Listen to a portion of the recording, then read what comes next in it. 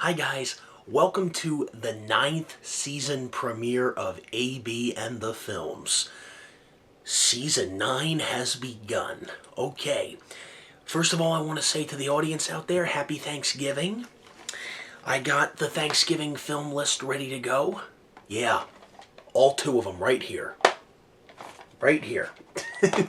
So, but if you guys want to see what I think of these two Thanksgiving classics, you can watch an episode I did back in the first season of this show, Top 3 Thanksgiving Films. The third one was actually The Mayflower Voyagers, which is another Charlie Brown short. It's on the Charlie Brown Thanksgiving DVD. But we're not here to talk about that. We're here to talk about another Thanksgiving film. That's right. All these years I've thought those were the only 3 films. But it turns out, the more I thought about it, the more I started to realize, you know what? This movie does count as a Thanksgiving film. Scent of a Woman. Al Pacino is phenomenal in this film. But we'll get to that in a minute. Hi, Mrs. Rossi. I'm here about the weekend job. Come on in. They put him in a veteran's home, but he hated it. Colonel's a gentleman. A real hero. Get in here, you idiot. What do you want? I want a job. A job. Are we going someplace, Colonel? What business is that of yours? Don't shrug, you imbecile. I'm blind. Our destination is New York City. I'm just gonna have to turn right around and come back. I've been watching this movie for years, but I've never really watched it all the way through in a long, long time. Okay? And I have to say, this movie counts as a Thanksgiving film. It really does. I mean, think about it. Die Hard counts as a Christmas film because it takes place on Christmas Eve, right? Well, this movie takes place over Thanksgiving weekend. In fact, we see Charlie take Al Pacino to his family's house for Thanksgiving. He's supposed to spend the whole Thanksgiving weekend with this colonel that he just met. So, yeah, I guess Son of a Woman does count as a Thanksgiving movie if you think about it. So, what is this movie, Son of a Woman? Well, it's not for kids, I can tell you that much. But, okay. For those who have never seen this movie or have never heard of this movie, this is what it's about. Charlie Sims, who is played by, I always forget his name. What is his name? Chris O'Donnell. That's it. He was a Robin in the Batman movies. The 90s Batman movies. Chris O'Donnell plays Charlie Sims, and he goes to this prep school, and he's, you know, it's a very, you know, a lot of the rich kids go there. And he goes to this school, and he gets in some kind of trouble with a prank that's pulled on the principal there at the school.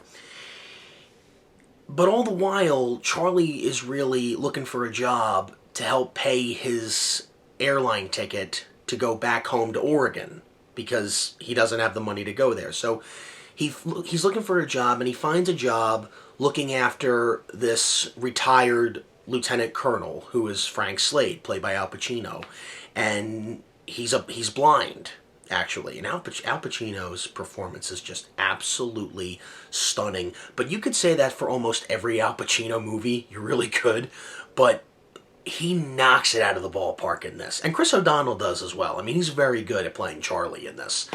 And the friendship between the two of these guys is just, like, there is good, solid chemistry between the two of them in this movie.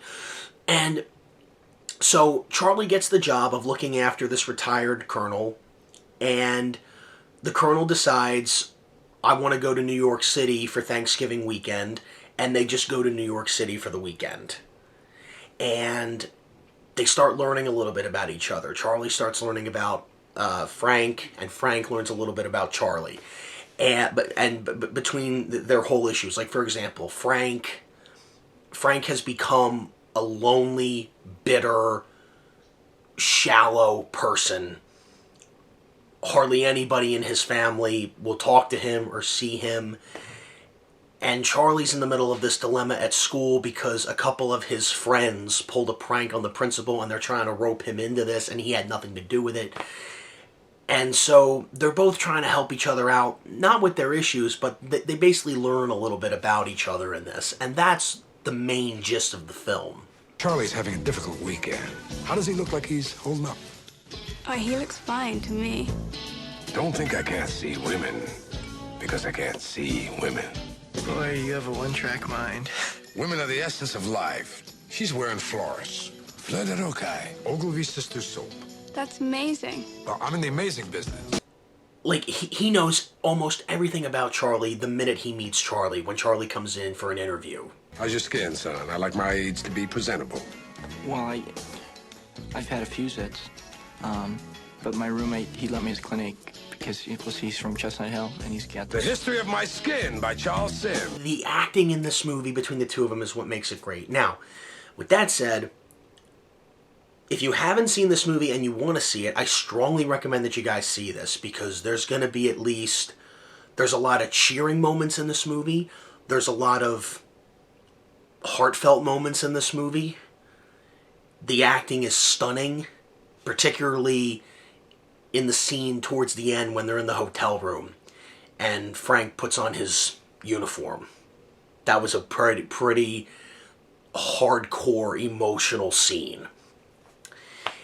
Because, spoilers, Frank hasn't told Charlie this, but he planned to go to New York for the weekend to spend one final weekend there for the rest of his life. And he's very sad about the fact that he lost his eyesight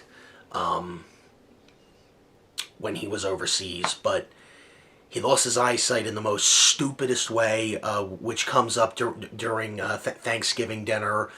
You know, all of his family members are treating him terribly. Get on with your life, would you? What life? I got no life! I'm in the dark here. Do you understand? I'm in the dark.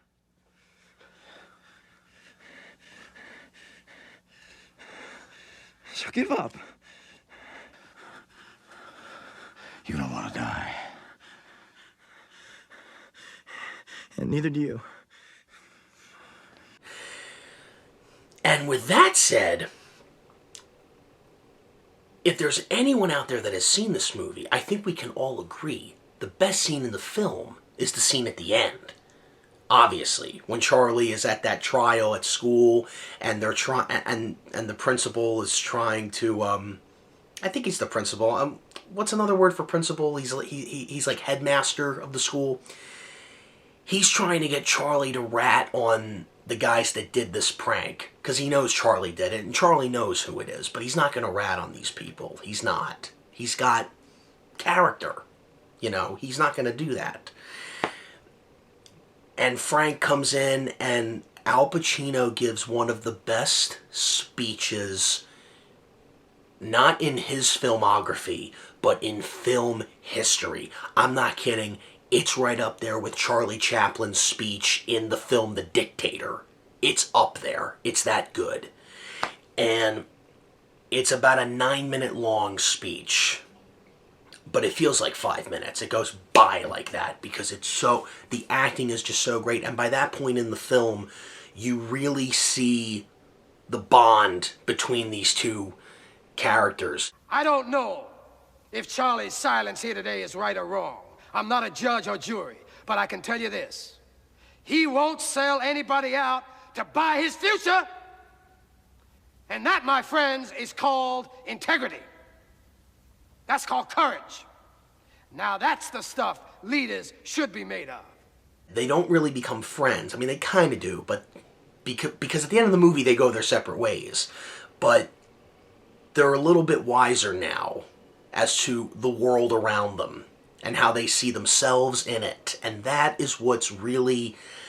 And you know what? That kind of could fall under a Thanksgiving theme, believe it or not. It really could, because what is Thanksgiving about? It's about being thankful for what you have, and, you know, a lot of people have family members that they might not get along with, but you know what? You put that aside, because at least you have somebody out there who cares about you and And maybe you have someone out there that cares about you and you might not even know it. And that's what this movie is. The two of them find each other in the most craziest of ways. A job. And they help each other out, and that's what's really great about this movie. Hoorah!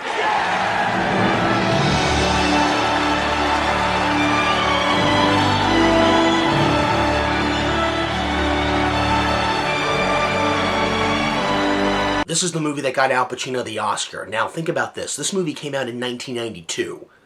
He had already done all three Godfather movies, Dog Day Afternoon, Serpico, and Justice for All, Scarface, Sea of Love. I mean, these are some of the biggest films Al Pacino's ever done. And this is the one that gets him the Oscar. But you know what? I really believe the turmoil that he's going through, the fact that he's blind. I mean, Al Pacino, he never blinks in the movie. I know he's playing a blind man and everything, but you really do believe, like, the agony he's going through, the fact of the reason why he became, or how he became blind. It's just, oh man, it really is not only a good movie, but a good Thanksgiving movie. I can see myself whipping this out every Thanksgiving. Like, I would watch this right after Planes, Trains, and Automobiles. I mean, it's no comedy. It has comedic moments in it, but it's no comedy.